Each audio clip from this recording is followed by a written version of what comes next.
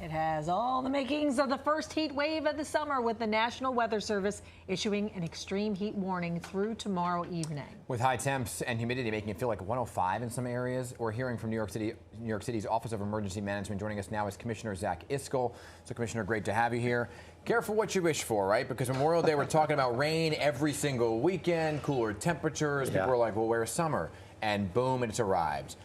So I guess, what do you look for, or how do you prepare now for a heat wave in terms of opening cooling centers? Yeah, so first off, all New Yorkers need to take this seriously. Yeah. Heat is one of the deadliest weather events we have in the city. We lose over 250 New Yorkers a year to heat and heat-related illness. So we as a city, we start preparing weeks in advance or a week in advance. We start working with the National Weather Service, all of our infrastructure partners, and a lot of the agencies that serve vulnerable populations around the city to make sure we're protecting the grid, we're protecting vulnerable New Yorkers, and we're also doing everything we can to get information out to the public that they need to keep themselves safe. So you're talking to Con Ed? We're talking to Con Ed, PSE&G. We'll actually have folks at their emergency response center starting this morning. Actually, they're already over there. But I'm in touch with Con Ed probably about 12 times a day, especially leading up to an event. Do they say anything about brownouts or reducing some areas in terms of what they're putting out in wattage? So with Con Ed and PSE&G, Con Ed has their emergency response center is now staffed this morning. They had their situation room up yesterday. They have additional staffing and crews out there around the city to immediately respond. There's no supply issues. But one of the things that we really need is New Yorkers to also do their part, right? The less of a load we're placing on the grid, the better we can protect the grid. That's better for our schools. It's better for our hospitals. It's better for your pocketbook. So what you can do is make sure you're setting your thermostat to 78 or low cool. Don't run heavy appliances. So really help us reduce the load as well, so that we don't have those types of conditions. What should folks do? Let's say in a housing, in a housing development, or what have you, if they do lose power and there's no AC, there's no anything, there's seniors living in those buildings? It's a great question. So first off, we are opening cooling centers across the city. We'll have over 600 open over the next few days. We opened them starting yesterday, with about 240 opened yesterday. So you can go to nyc.gov/beat the heat. You can find a cooling center in your neighborhood where you can go and get respite from the heat. That's number one. And then two, it's a lot of what you also do to prepare for this, right? Make sure you're hydrated, make sure you're staying cool, and make sure you know where you can go to get out of the heat. And then on top of all of that, in the middle of a heat wave, you throw in an election, and so it's primary day. So is there anything that you're involved in terms of making sure folks are, because there's going to be lines and people are going to be out in the heat, to protect some of those folks? Yeah, so we've been working very closely with the Board of Elections over the last week. We've delivered over 4,000 cases of water.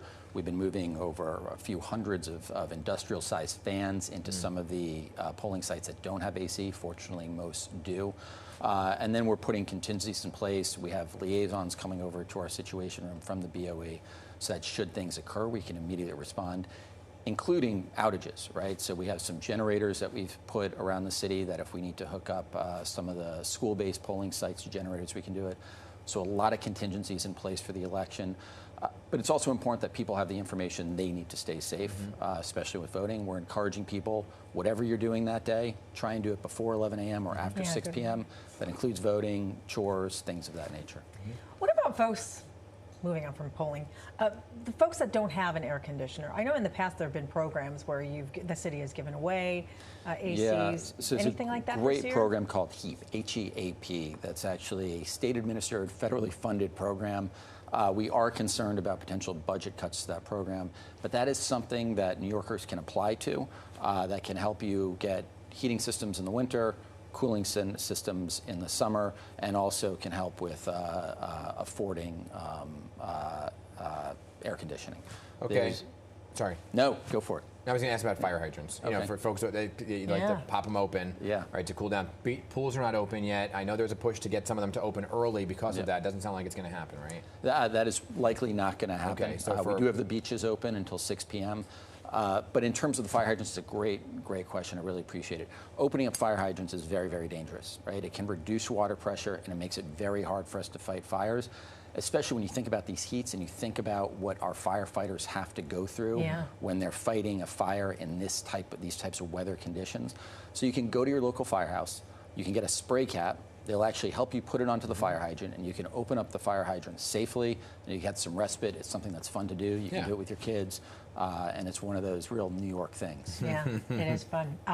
before we get to, excuse me, before we let you go, we mentioned the beaches and pool. Do we have enough lifeguards? Yes, Parks has been doing a tremendous job of recruiting this year. We don't have any concerns on our end about lifeguard staffing, and but I know they've been doing a big push over the last few months. You going to vote tomorrow? I am going to vote tomorrow. I'm one of those folks that I like to vote on election day. I think it's because I'm one of the older New Yorkers now. So I'll be going to the polls. I'll be doing it early in the morning when it's still a little bit cool. If things happen in the morning, maybe I'll go after 6 p.m.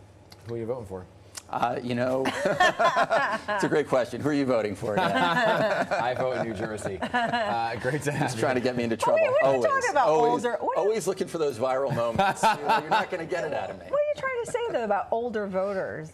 You say they vote on. So I'm old, I guess, then too, because I like voting on the day. Well, they say older voters tend to vote. I'm just getting into trouble left and right here with you guys. That they like to. It's tradition. I have my like polling to go. site. I like to go to my polling Right. site. Me too. Right. I'm with you, Zach. I'm with you. Good to see you. Thank you very much for being Thanks here. for having me on.